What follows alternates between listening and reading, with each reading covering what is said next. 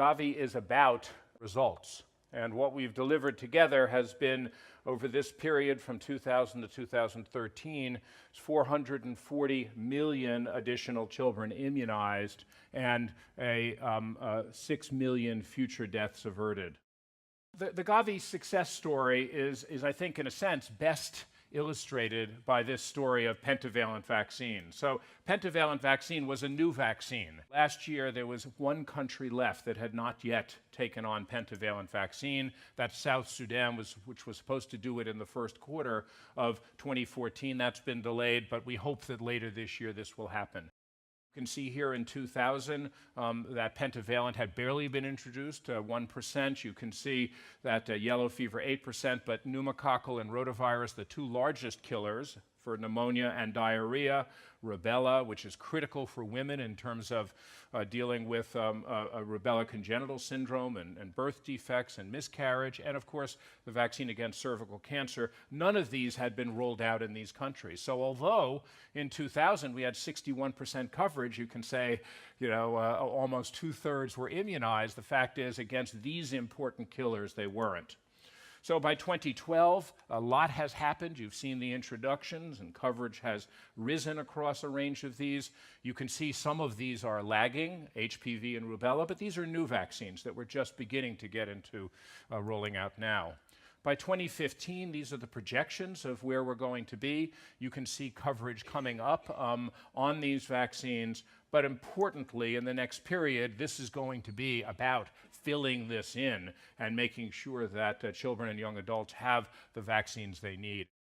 What we're saying to you is this is the minimum that we will do if we're fully funded. Obviously, we're going to continue to try to accelerate even more than this because, of course, one child, one adult dying of vaccine-preventable diseases is too many. To do this, we are going to then have a dramatic effect on actually the numbers immunized and the results of this. In this last period, 243 million immunized, which is going to avert 3.9 million deaths. And what you can see in this next period, if we're fully funded, 300 million, more than 300 million immunized, and 5 to 6 million deaths. Future deaths averted. So 23% in number of children immunized, 41% in future deaths averted. This period is going to be the largest period in Gavi's history. This is because as the full complement of countries are still receiving subsidies for vaccines, we're going to be purchasing with them 2.7 billion doses in this period, 16 to 20, versus 2.1 billion in the previous period and 2.1 about in the next period. And the reason for that is you've seen the acceleration, so more doses. But then as countries graduate, there will be less financial responsibility from the donors to be able to finance this. So the ask that we're asking for is an additional 7.5 billion. This is what the actual needs are between 2016 and 2020. You can see here there is the current portfolio of vaccines, which is $9 billion.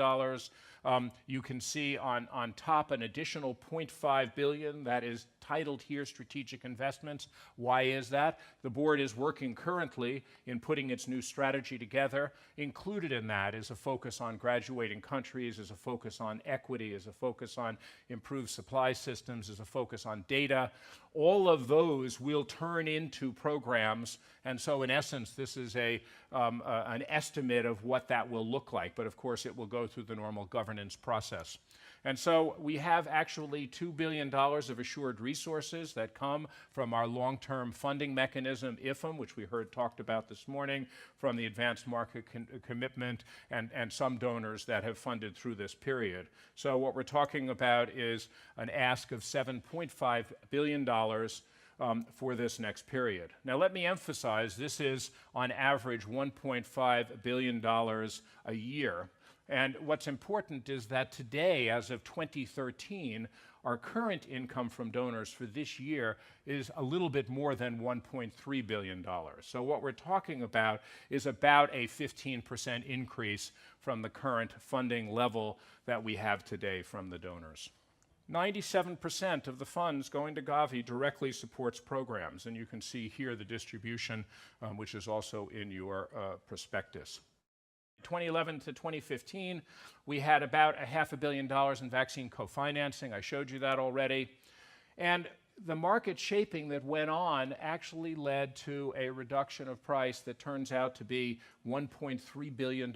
In other words, if we had procured these vaccines at the price at the start of the period, it would have cost an additional $1.3 billion, which means that the donors had picked up the additional $7.4 billion during this period. So we don't exactly know what's going to happen in the next period, but we're pretty sure on the co-financing side that that's going to rise from 5% to around 15%.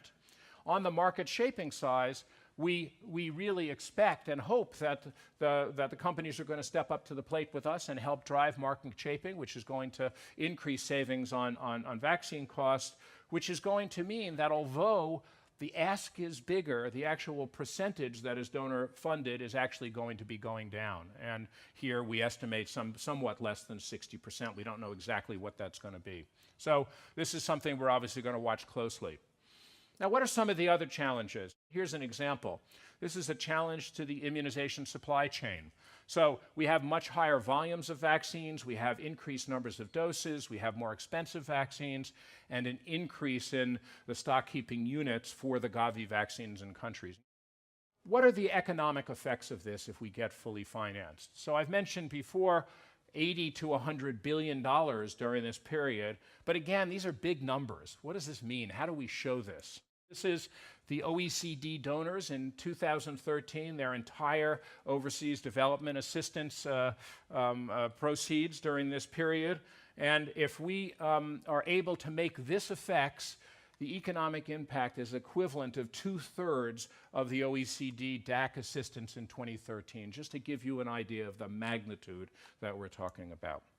So, in closing, if we're able to get full funding from 2016 to 2020, this will buy an additional 300 million additional children immunized, which will result in 5 to 6 million more lives saved, fully protected children going from 5% to 50%, economic benefits of 80 to 100 billion, and we're going to protect the past investments and pave the way to sustainability. All countries are co-financing, building and showing their commitment. 22 countries will have graduated from support. We're going to have strengthened health systems for vaccines, but for other issues as well, and we will have further transformed the vaccine market.